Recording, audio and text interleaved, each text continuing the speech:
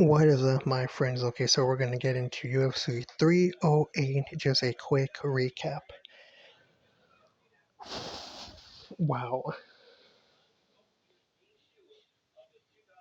But watching fights like that, that is why we're fight fans, right? When you get that stress, oh my god. The the highest level of fighting, man. Wow, okay, so let's get into the main card.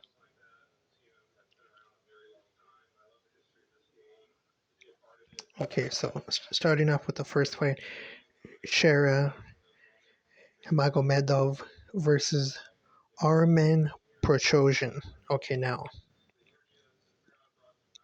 Shera has that Yair Rodriguez fighting style where you cannot mimic it. And plus, you can train to be like that. That just comes from the individual. That that individual creativity that certain people possess. And Shera, the double back fist, wild. The double back fist, wild. So he wins now. Now, is it still too soon to say that he's a real deal? Yes, but I am very excited. Plus, I hope he gets the whole not being able to fight here in the States thing straightened out. Okay, now moving on to LaRon Murphy versus Dan Ige.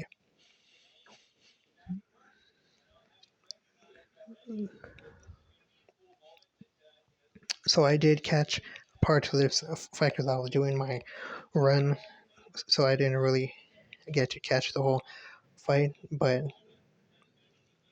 there were some good exchanges, and LaRon Murphy has incredible movement and striking, and so he gets the W.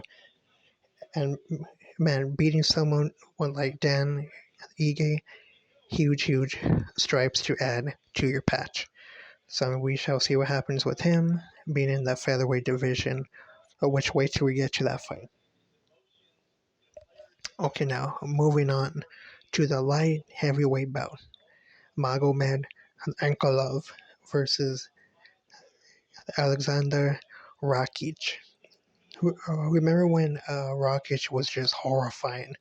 Oh man, this guy can be a future light heavyweight champ, but he's been on a slight skid lately, and now losing to Ankalov. With there's no shame in that. There is no shame in losing to this fella.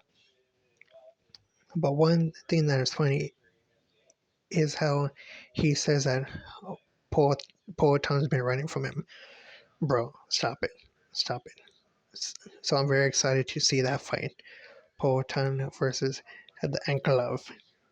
So I mean that's the fight to make, and most likely that's the fight that's going to happen because he'll keeps yapping, which doesn't make any sense at all. He literally got cornstarched. What are you yapping about? Oh my god! Now moving on to my guy. I am the Bobby Knuckles ball washer, and yes, I did think that Whitaker was gonna pick up the W. Plus, but let's be honest, we were all fearing comes out pulling out, which he always does. But man, this dude, he just NASA blasted this guy. Just a complete uh, blowtorch. Goes in, gets a takedown like nothing. Bobby Knuckles does good defending for a little bit, gets back to his feet, then just right back down. But then the way that comes at transition and flows with speed in grappling exchanges is something to fucking behold. So this guy is in fact the real deal. And then he gets Bobby Knuckles in a face crank. Face crank. Now they're saying now that he dislocated his jaw, and that makes sense now why Bobby Knuckles tapped so quick. So that is nasty. This guy is horrifying now.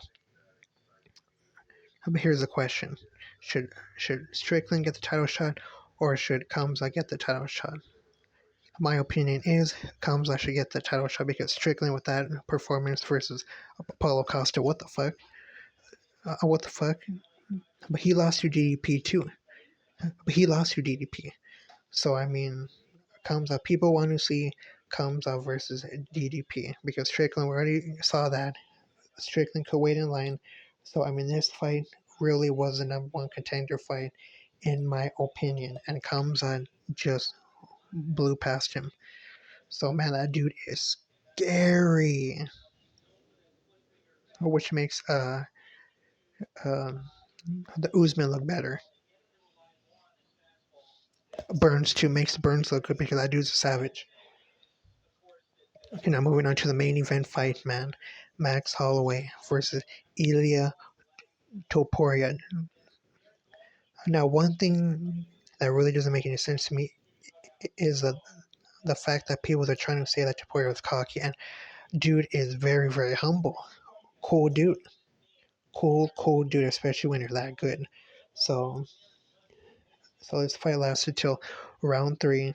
So, so in the boxing exchanges, I did feel that Max Holloway was getting the better of the boxing exchanges, but Topuria just has that kill shot power, that Conor McGregor like kill shot power. Now I do think that Conor had much better timing and distance control, whereas uh, Topuria's mainly like the boxing minus the head movement. But this guy is just something. He's something to behold. Like he's basically like Poatan, the Alex Pearl. Like they go, go, calculate, and you just need that one shot, and boom, it's done. It's done. Knocking out Blast. Wow. But in Blast defense, there's no shame losing to Topuria. He beat Volkanovski. And man, this was an excellent fight. Excellent fight. And man, he's a real deal, Topuria. But now what happens to Max? Maybe he goes up. We shall see. But there was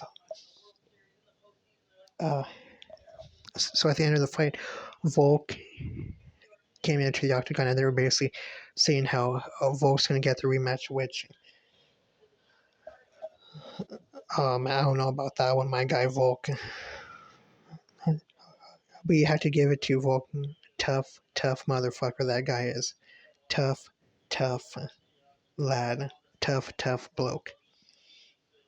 But I would have wanted to have seen Topuria versus Diego Lopez because Volk, I think he needs to just fight one more featherweight contender, maybe Diego Lopez, because going from Mahachev, then to Topuria getting smoked by Topuria, which Volk did look good though. Volk did look good, but coming right back to fight him once more, I don't know about that. But overall, the card was good. Very good card. What do you guys think? What fights do you want to see next? So it is always a pleasure, my friends. Thank you for tuning in to another episode of Talking Sports with Mark.